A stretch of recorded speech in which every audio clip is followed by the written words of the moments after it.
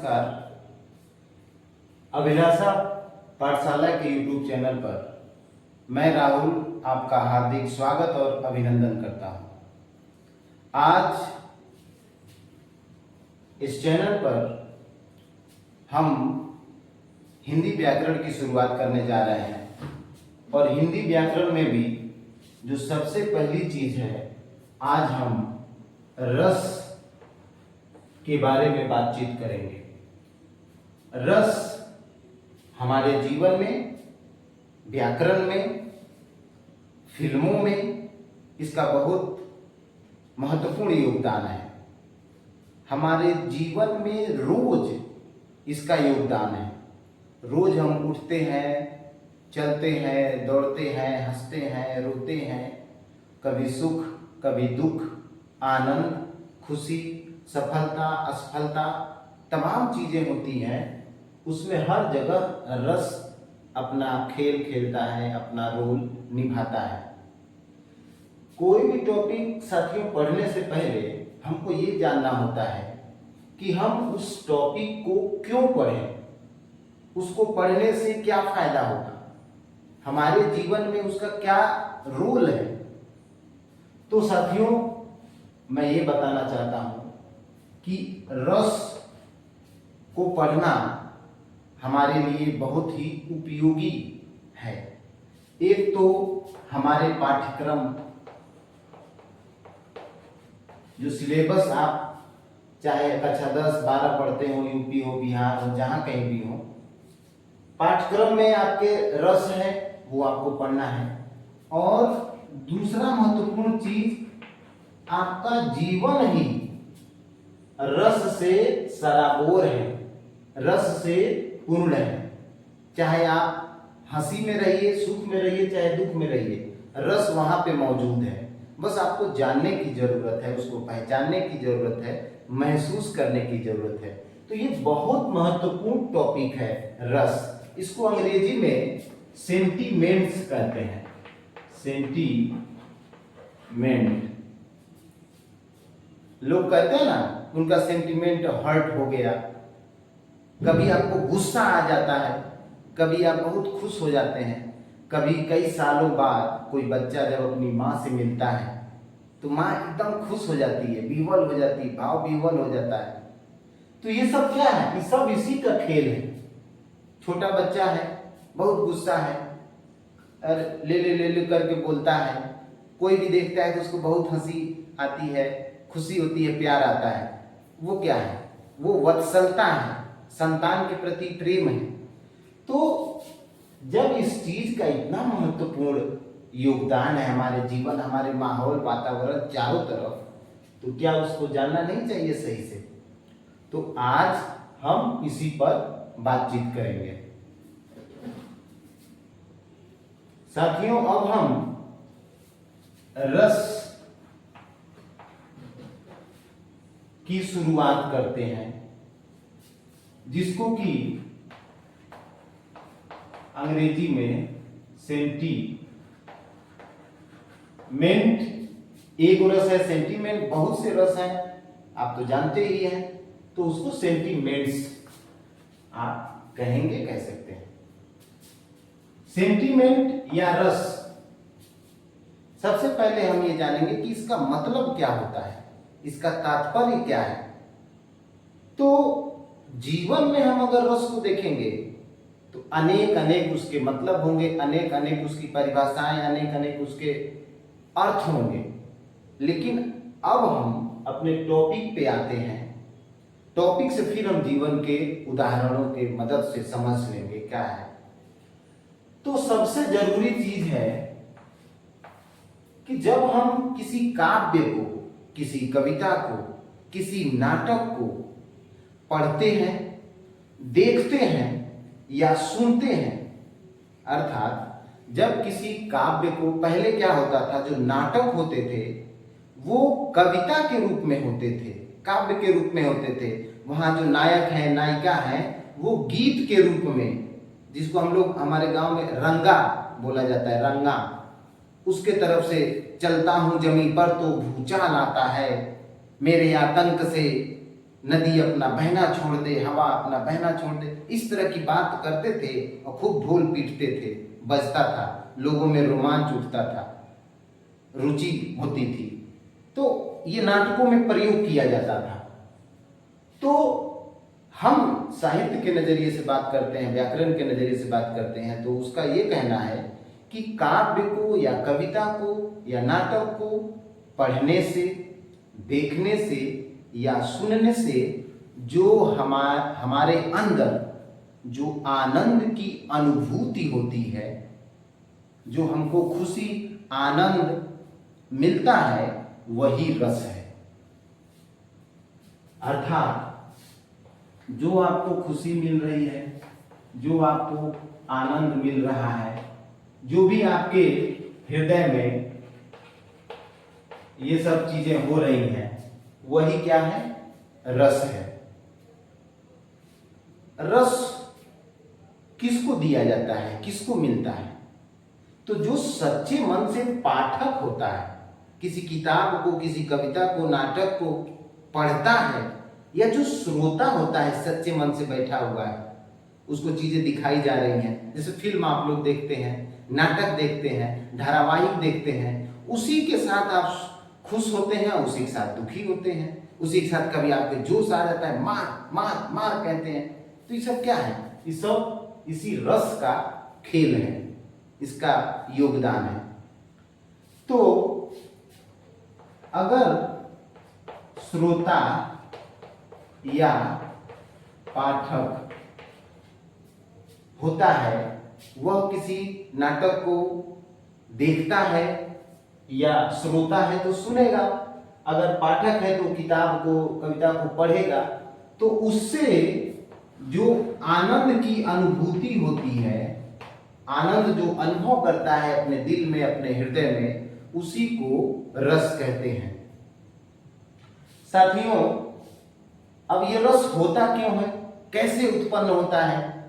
तो असल में जो रस है उसका एगो अस्थाई भाव होता है, और वह हमारे आपके हृदय में पहले से ही विद्यमान है, पहले से ही मौजूद है, जो कि उचित परिस्थिति जब मिलती है, उचित माहौल जब मिलता है, तो वही जो अंदर का अस्थाई तत्व है, जिसको अस्थाई भाव कहते हैं, वह रस में परिणत हो जाता है, या रस में फलित हो जाता है, या रस में बदल करके हमको आनंद की अनुभूति कराता है। साथियों, अभी तक हमने रस क्या है, कैसे यह परिस्थितियों के उचित तालमेल से बन जाता है, फलित होता है, रस श्रोता क्या है, पाठक क्या है, रस कैसे उत्पन्न होता है, इन सब बातों को हमने आपके सामने रखा। एक बहुत महत्वपूर्ण बात अब ये है, हमको ये जानना चाहिए कि रस को, जब इतना महत्वपूर्ण योगदान है इसका हमारे जीवन में, हमारे साहित्य में, नाटकों में, कविताओं में, तमाम तरह के फिल्मों में कह लीजिए आप, गीत संगीत में कह लीजिए, तो इसको इसी चीज को देखते हुए रस को काव्य की आत्मा कहा जाता है। ये बहुत जरूरी स्टेटमेंट है, कथन है, वाक्य है, सिद्धांत है। रस जो है काव्य की आत्मा एक तरह से है। आत्मा आप जानते ही हैं, शरीर में अगर आत्मा नहीं है तो शरीर क्या है? खत्म है। तो उसी तरह से अगर कविता में, अगर नाटक में, अगर फिल्म जो बन रही है, गीत बन रहा है, उसमें अगर रस नहीं है तो वो बेजान है, उसका कोई महत्व नहीं है। तो इसीलिए रस को हम काव्य की आत्मा कहते हैं। काव्य की आत्मा कह लीजिए, या ये कह लीजिए कि यह प्राण तत्व है। प्राण तत्व, रस जो है काव्य की आत्मा है, या रस काव्य का प्राण तत्व है, मेन एलिमेंट है। अब हम आगे रस के अनेक जो हिस्से हैं उस पर बातचीत करेंगे। साथियों, यहां पर रस के बारे में चर्चा हो रही है, तो हमको सबसे पहले ये जानना होगा कि रस किन किन तत्वों से, किन किन अवयवों से मिलकर के बना है, उसके हिस्से कौन कौन हैं। तो रस मुख्य रूप से 4 अवयवों से या तत्वों से मिल करके परिपूर्ण होता है। रस के 4 अवयव, 4 हिस्से, 4 एलिमेंट किए जा सकते हैं। सबसे पहले हम इसको एक इस तरह से रेखा चित्र बना करके समझने का प्रयास करेंगे।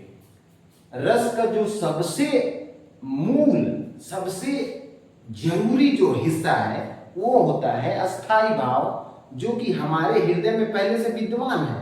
हम अभी तो ऐसे हैं, लेकिन ऐसी परिस्थिति अपने आसपास बनेगी कि हम रोने लगेंगे, हंसने लगेंगे, जोश में आ जाएंगे, तो हमारे अंदर हृदय में रस की जो अस्थाई भाव है उसका एक अलग वो अवस्था है, वो पहले से ही विद्यमान है, मौजूद है। उसको कहते हैं हम अस्थाई भाव। अस्थाई भाव जिसको कि हम ये कह सकते हैं कि वह हमारे अंदर स्थिर रहता है, वह प्रधान तत्व है, प्रधान तत्व है। जो दूसरा हिस्सा होता है उसको कहते हैं विभाव। रस का जो तीसरा महत्वपूर्ण हिस्सा है उसको कहते हैं अनुभाव। और रस का अंतिम और जो चौथा सबसे महत्वपूर्ण हिस्सा वो भी माना जाता है, उसको कहते हैं संचारी भाव या संचारी भाव, या उसी को व्यभिचारी भाव कहते हैं। व्यभिचारी भाव। रस को पढ़ते हुए या जानते हुए अब इन सब जो अवयव हैं इनके बारे में बहुत हम डिटेल में, बहुत विस्तृत हम बातचीत नहीं करेंगे, लेकिन इनका मतलब जरूर हम मोटी मोटा जानने का प्रयास करेंगे। उसमें जो सबसे प्रधान कह लीजिए, सबसे प्रमुख जो तत्व है अस्थाई भाव,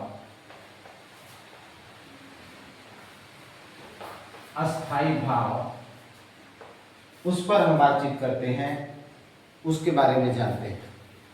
अस्थाई भाव स्थिर होता है, प्रधान होता है, मूल होता है, और इनकी संख्या मुख्य रूप से 9 मानी जाती है। कंपटीशन में, कॉम्पिटिटिव एग्जाम में पूछ देता है अस्थाई भावों की कुल संख्या कितनी मानी जाती है, तो अस्थाई भावों की कुल संख्या 9 मानी जाती है। अर्थात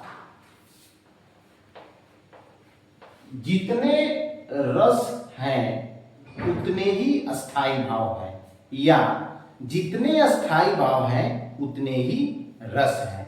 कुल मिलाकर 9 अस्थाई भाव हैं और 9 रस हैं। इसको सुन के आपको घबराना नहीं है। इसके बाद और जो रस हैं, जो अस्थाई भाव हैं, और अभी जुड़ेंगे।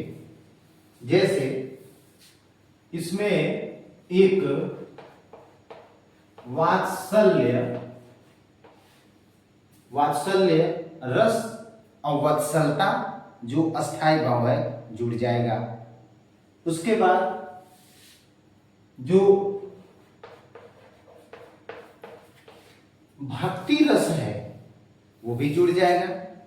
भक्ति रस का मतलब जो भगवान या भगवत विषयक रति या प्रेम, अर्थात भगवान से संबंधित भक्त, जैसे मीराबाई भक्त थी, कबीर भक्त, महात्मा कबीर भक्त थे, तुलसीदास भक्त थे, अनेक भक्तों की कहानियां आप जानते हैं, सुनते हैं। तो वो जो अपने ईश्वर से, अपने आराध्य देवता से, अपने ऊपर वाले जो भी कह लीजिए आप, उनसे जो प्रेम रखते हैं, जो भाव उनके बीच पाया जाता है, उसको हम भक्ति रस कहते हैं।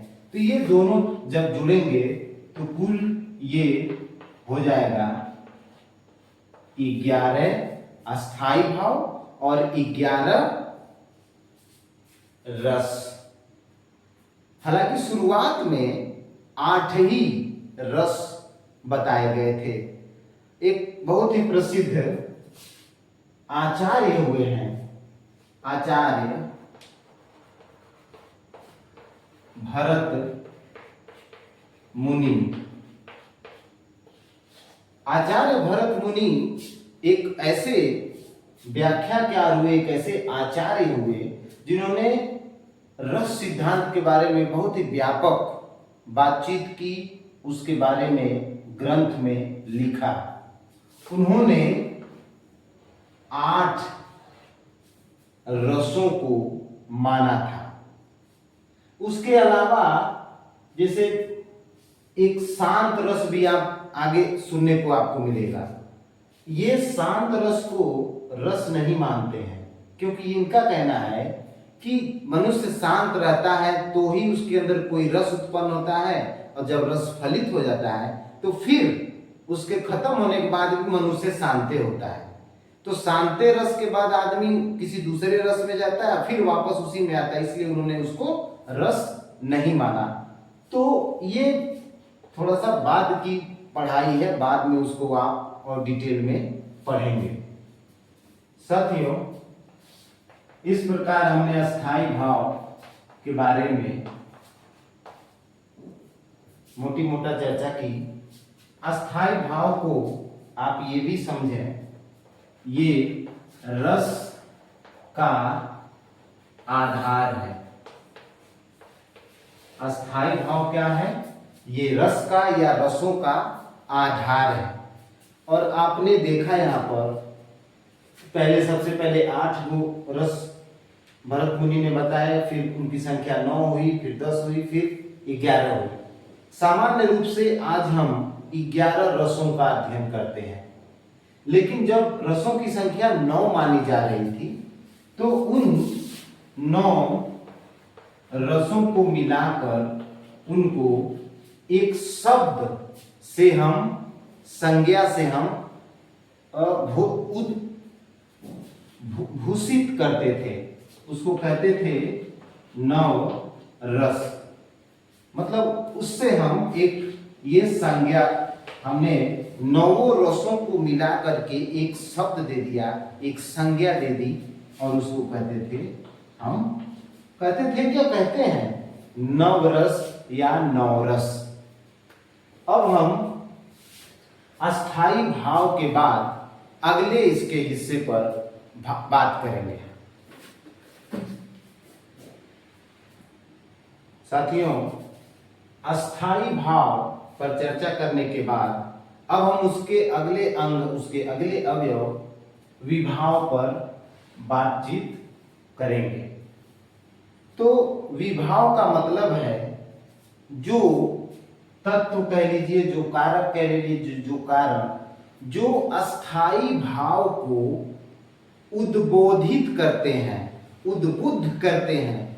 ये कठिन शब्द है, आप सरल शब्द में ये समझिए कि जो तत्व या अवयव अस्थाई भाव को जगाते हैं, उत्पन्न करते हैं या उपजाते हैं, उन्हीं को हम विभाव कहते हैं। अर्थात अस्थाई भावों को जगाने वाला, अस्थाई भावों को जो जगाता है, जो उत्पन्न करता है, जो प्रेरित करता है, वही क्या है, विभाव। अब विभाव के 2 हिस्से होते हैं। जो कक्षा 10 के बच्चे हों, आप इसको, कोई जरूरी नहीं है कि आप इसको बहुत ही याद करें, आप बस उसको एक बार सुन लें, समझ लें। जितना जरूरत रहेगा उतना आप याद करेंगे, उसको समझेंगे। विभाव के दो हिस्से हैं। एक को हम कहते हैं आलंबन विभाव,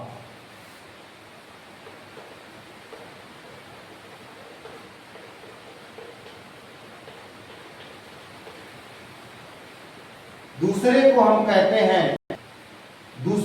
कहते हैं उद्दीपन विभाव। अब इसका एक थोड़ा सा तात्पर्य समझ लीजिए।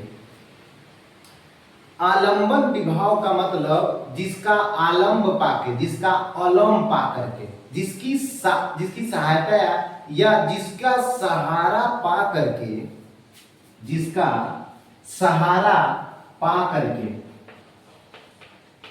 जिसका सहारा पा करके अस्थाई भाव रस में परिणत होता है, उसको हम आलंबन विभाव कहते हैं। और उद्दीपक विभाव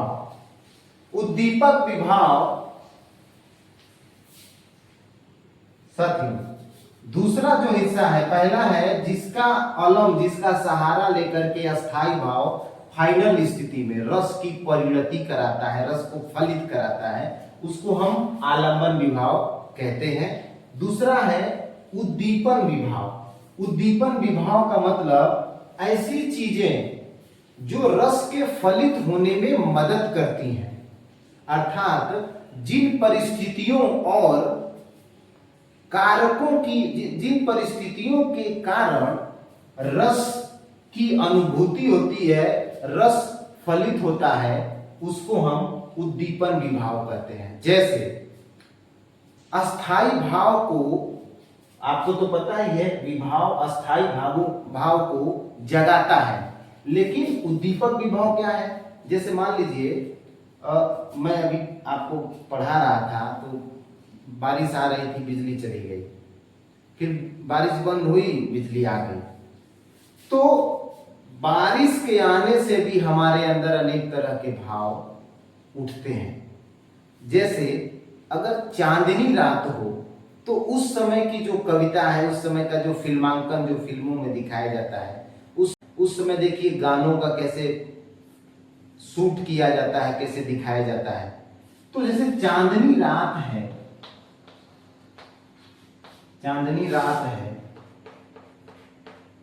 ये क्या करती है? हमारे अस्थाई भाव को, हमारे रस को और जगाने में और बढ़ाने में मदद करती है, इसीलिए उसको हम उद्दीपक विभाव कहते हैं। अर्थात हम हमारे आसपास की वातावरण या परिस्थितियां या नायक नायिका जो नाटक में खेल करते हैं, प्ले करते हैं, उनके शरीर की चेष्टाएं जो हमारे अंदर रस या स्थायी भाव को जागृत करें, उनको हम उद्दीपक या उद्दीपन, मुख्य रूप से उद्दीपन विभाव कहते हैं। जैसे आप देखते होंगे फिल्मों में या गीतों में, कभी कभी जब सुबह का सीन होता है तो कोयल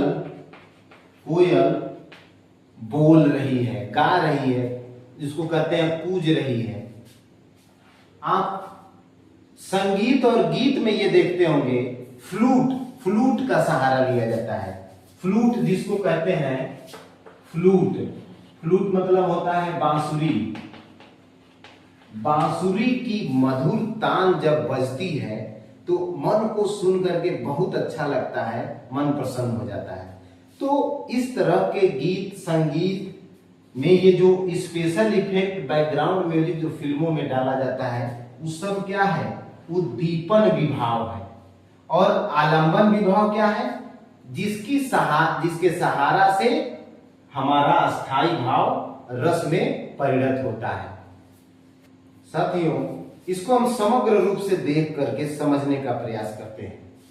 तो विभाव का मतलब है जो अस्थाई भाव को जगाने में, पैदा करने में, उत्पन्न करने में, बढ़ाने में, प्रेरित करने में मदद करे, सहायता करे, उसको हम विभाव कहते हैं। विभाव दो प्रकार का होता है, एक होता है आलंबन विभाव और दूसरा होता है उद्दीपन विभाव।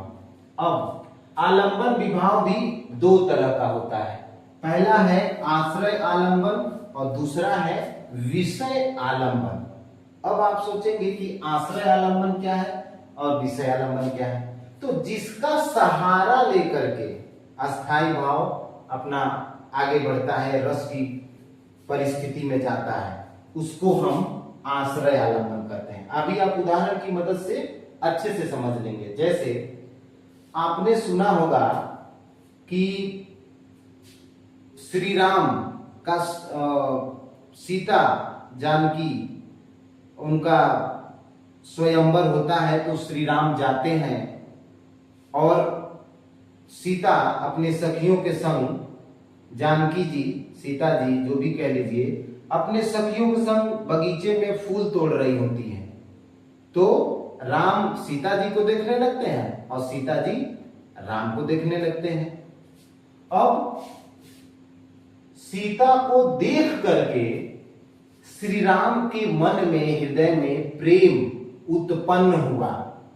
तो जिसके हृदय में उत्पन्न हुआ, जिसके हृदय का सहारा पाकर, जगह पाकर प्रेम उत्पन्न हुआ, अस्थाई भाव उत्पन्न हुआ, रस उत्पन्न हुआ, वही होता है आश्रय आलंबन। तो इसमें श्री राम या राम आपके आश्रय आलंबन हो जाएंगे और सीता जो है विषय आलंबन हो जाएंगी। सीता पे ही आधारित होता है जो रस की उत्पत्ति हुई, जो रस उत्पन्न हुआ, पैदा हुआ, आनंद प्रेम जो उत्पन्न हुआ, राम के अंदर जो प्रेम उत्पन्न हुआ, किस कारण से हुआ? तो सीता को देखने के कारण। तो यहां पर सीता, कक्षा 10 और 12 के बच्चे इसको बस आप सुन लें, इसको याद, ये आपके सिलेबस में नहीं है, ये उससे आगे की चीजें हैं, कंपटीशन में ये आपको पूछा जा सकता है, उसके लिए बताया जा रहा है। विषय आलंबन या विषयालंबन सीता है। सीता विषय को देख करके राम के हृदय में प्रेम की अनुभूति हुई, प्रेम जागा। उससे संबंधित एक गीत भी है, एक दो लाइन, राम देखे सिया को, सिया राम को, और आगे है, आप लोग देख सकते हैं, सुन सकते हैं। अब उद्दीपन विभाव का मतलब है प्राकृतिक वातावरण या माहौल जो रस को पैदा करने में, आनंद अनुभूति को बढ़ाने में मदद करता है, उसको हम उद्दीपन विभाव कहते हैं। ये अस्थाई भाव को उद्बोधित करता है, जगाता है, अस्थाई भाव को जगाता है, अस्थाई भाव को जगाता है।